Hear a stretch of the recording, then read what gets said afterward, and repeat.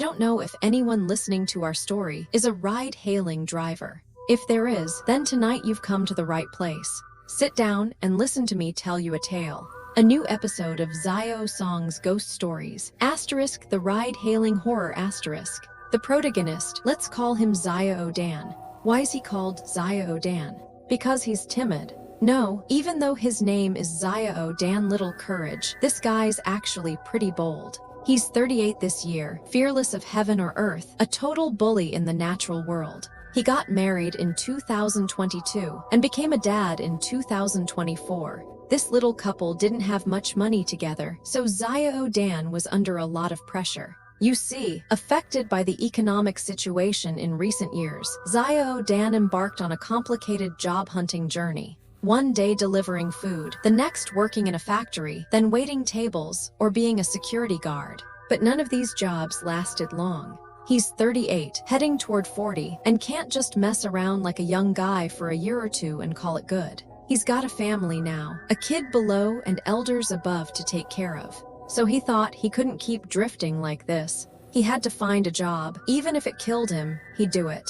So, by some random chance, he saw a job posting on a recruitment app. It was for hiring ride-hailing drivers. Come and you won't regret it. Great pay and benefits, huge prospects for growth, no deposit, monthly income over 10,000, and they even provide a dorm. The only requirement: you need to know how to drive and have a driver's license. Xiao Dan looked at it and thought, hey, I can do this! This was right up his alley. Because Xiao Dan used to be a driving instructor in a small third-tier city, teaching people to get their licenses for money. Seeing the job ad, he chatted with them, went for an interview, felt everything was decent enough, and officially hit the road, starting his career as a ride-hailing driver. With pressure comes motivation, right? Xiao Dan worked like crazy.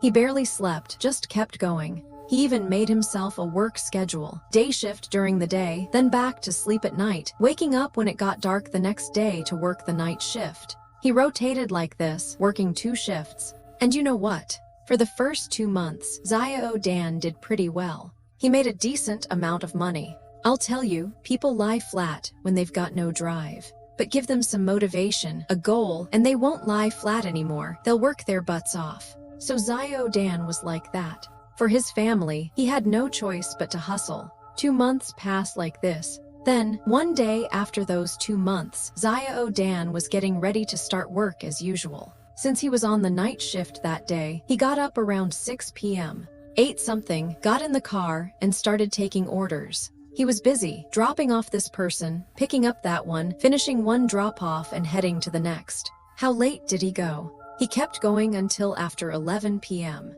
almost midnight. At that point, he picked up an order from where? A highway. Xiao Dan looked at it and thought, a highway. That's rare.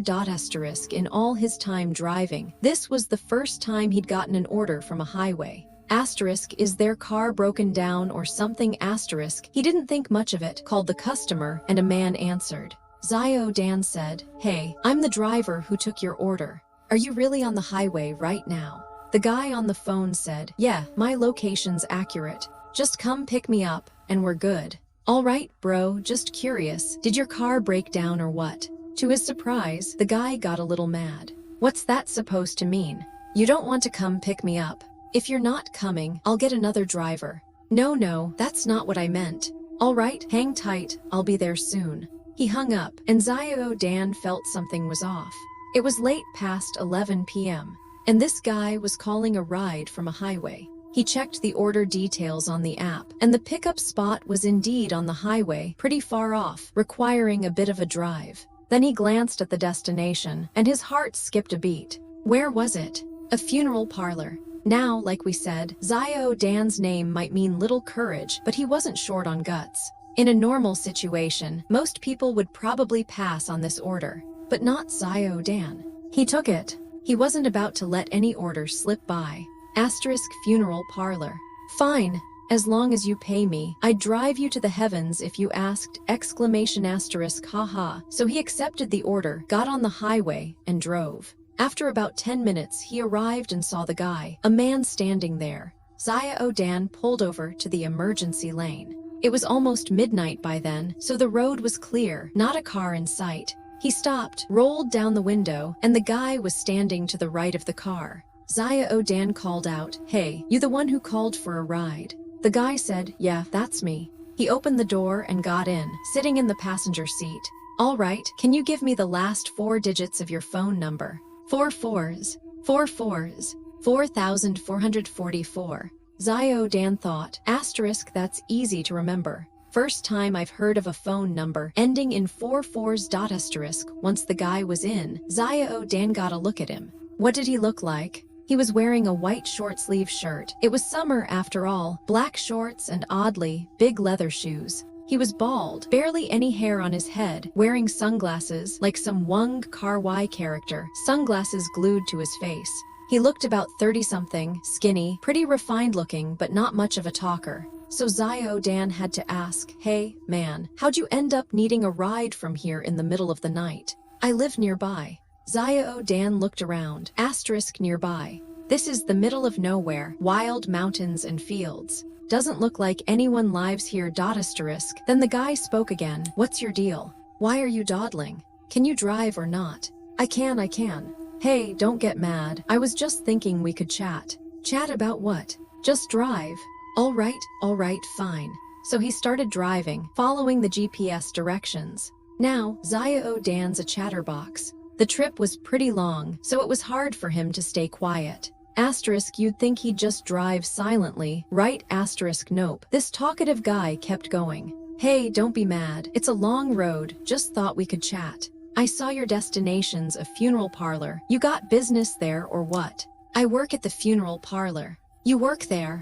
What do you do?" "Man, why do you talk so much? Can't you just drive?" "Hey bro, don't get upset. Us drivers, especially on long night trips, get sleepy. Just thought chatting would help. If you don't want to talk, fine, I'll just drive." The guy crossed his arms in the passenger seat, ignoring him. By then, it was exactly midnight. Zaya Dan checked the GPS, still over 20 kilometers to the destination. After getting off the highway, it'd be another 2 or 3 kilometers to the spot.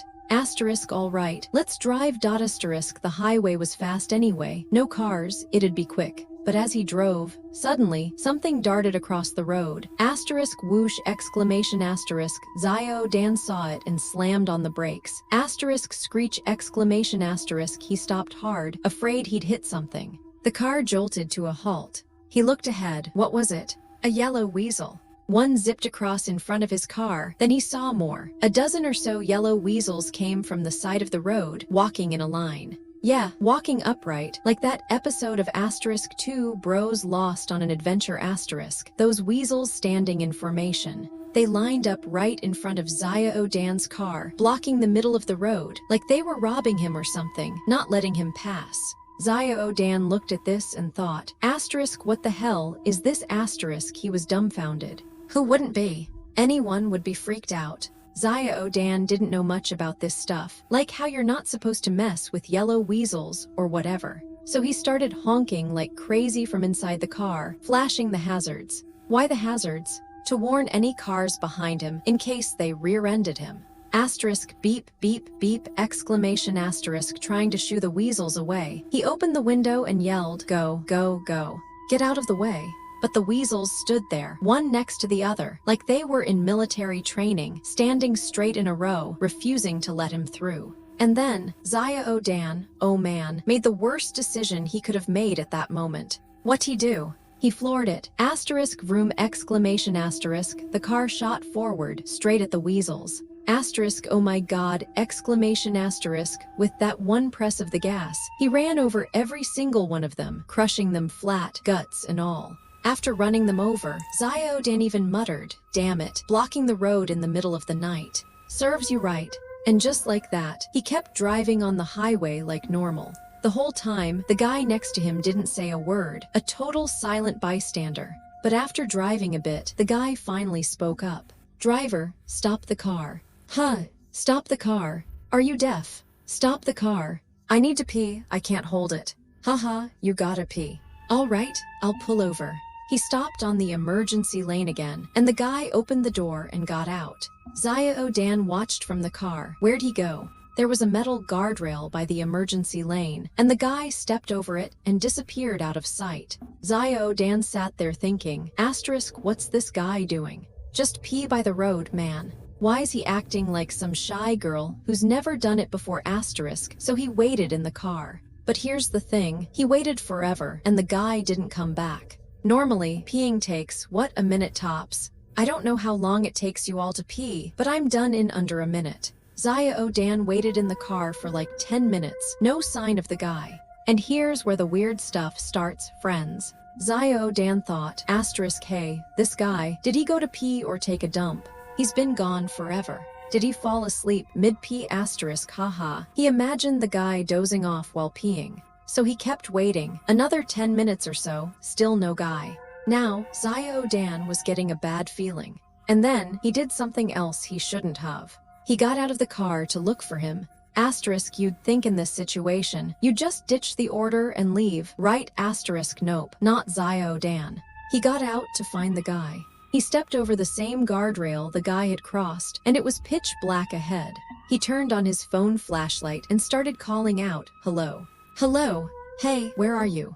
Where you at? Haha, this guy's mouth never stops. If I were there, I'd have whacked him. He looked around, nothing but tall grass everywhere, up to his knees. Xiao Dan wondered, asterisk, where'd this guy go, asterisk, but he didn't dare go too far in. Asterisk, did he run off, asterisk? He thought maybe the guy bolted. Asterisk, what the hell?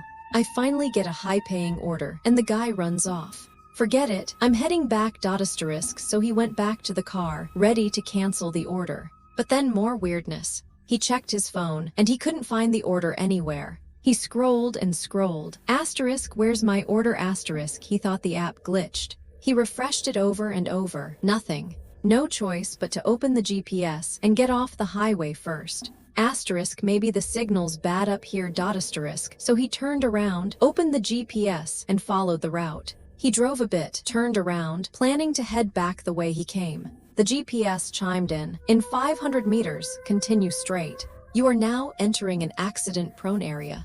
Drive carefully. Turn right ahead to enter the ramp. He followed step by step, entered the ramp, and kept going. Then the GPS said, continue straight ahead. But when Xiao Dan looked up, he saw a fork in the road. One path going left, one going right. No straight road. Yet the GPS kept glitching. Continue straight ahead. Continue straight ahead. Continue straight ahead. The map showed a straight road, no fork in sight. Xiao Dan stopped the car and looked ahead, feeling off. Asterisk, a fork. I didn't pass a fork on the way here, asterisk, asterisk. Where the hell is this taking me, asterisk, asterisk? This damn GPS is useless, telling me to go straight at a fork. Good thing I saw it, or I'd have crashed, asterisk. He blamed the GPS. But right then, his phone screen went black. It shut off. The battery was at 80-something%, and it just died. No idea why. Xiao Dan freaked out. Oh crap, don't mess with me now. He tried turning it back on, but no matter what, it wouldn't start. Now, he was panicking. Asterisk, how am I supposed to get out of here, asterisk? Someone might ask. Asterisk, can't you charge it in the car, asterisk? He tried, didn't work. The phone was a brick now.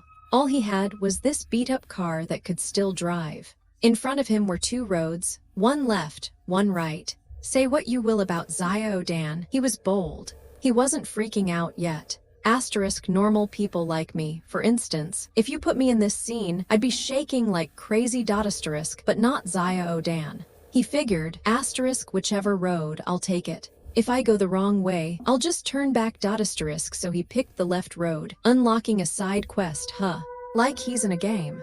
He drove down the left path. After a bit, he saw something ahead, something lying on the ground. As he got closer, he saw it clearly, a pile of yellow weasel corpses. He slammed on the brakes again, looked ahead and thought, asterisk, oh my god, isn't this the same road I was just on? Didn't I head back? How am I here again, asterisk? He was stunned. Looking closer, there they were, all the weasels he'd run over earlier, lying dead on the ground. Now, Xiao Dan's courage really turned small. He got scared. Asterisk, what the hell is going on, asterisk? He started freaking out, pressing his phone like mad, but it still wouldn't turn on. While he was losing it, someone appeared by the guardrail. Asterisk, the boss has arrived. Asterisk, Xiao Dan rubbed his eyes, looked closely. Asterisk, holy crap. It's that guy! Exclamation asterisk, the same customer who went to pee and disappeared. But now, the guy was covered in blood, face bloody, eyes wide open, clothes torn to shreds, body drenched in blood, running toward Xiao Dan, shouting, "Driver! Driver! Stop! Let me in!" Asterisk, oh my god! Exclamation asterisk. Xiao Dan saw this and knew it wasn't good. He turned the car around and floored it back the other way. Glancing in the rearview mirror, the guy was gone. Brothers and sisters, he vanished. Xiao Dan was sweating buckets now, enough to take a bath in it. Haha, he was terrified.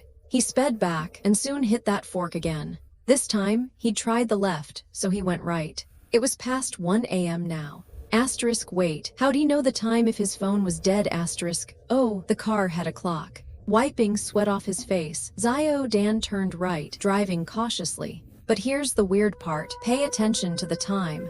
It was just past 1 a.m. let's say 1:00 sharp. How long did he drive this road? Over an hour, and he still hadn't gotten out. It felt like the road had no end. The longer he drove, the more scared he got. By 2 a.m., 3 a.m., then past 4 a.m. he was still on this road. Finally, he couldn't take it anymore and pulled over to the side. He was petrified by then. He stopped the car. It was still dark out. Dawn hadn't broken yet. So he decided to wait for daylight. Trapped in deep fear and extreme exhaustion, he didn't dare sleep.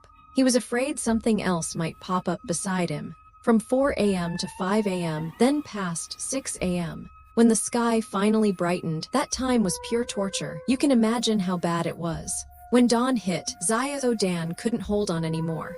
He passed out on the steering wheel, dead tired. He didn't know how long he slept, but when he woke up, he was still in the car. Looking outside, it was dark again, and he was on some dirt road. Rubbing his eyes, he looked ahead. Asterisk, oh crap, where am I now? Asterisk, looking around, nothing but big trees everywhere. His car was on this little dirt path, and it was dark out. Asterisk, where the hell did I end up? Asterisk, in a panic, he grabbed his phone, pressed the power button, and guess what? It turned on. He checked the map. Where was he? Smack in the middle of some remote wilderness, over 700 kilometers from home. 700 kilometers. How bizarre is that? By now, Xiao Dan was breaking down. And then he saw the time. A whole day had passed. He couldn't wrap his head around it. Asterisk, yesterday I was on the road. Couldn't find the end no matter how I drove. Then I fell asleep when it got light, right? So who drove this car so far in that time? And all those weird, creepy things that happened on the highway last night. What was that about? Asterisk, well, that's the end of this asterisk ride-hailing horror asterisk story. Anyway, after this, Xiao Dan really became little courage. He quit being a ride-hailing driver and even developed severe mental issues because of it. Speaking of which, if we talk about karma, what do you think led Xiao Dan to end up like this? And I've got a question for you. If you were driving at night and suddenly saw a group of yellow weasels standing in front of you, what would you do? Personally, I think no matter what, you wouldn't be dumb enough to just floor it and run them over, right?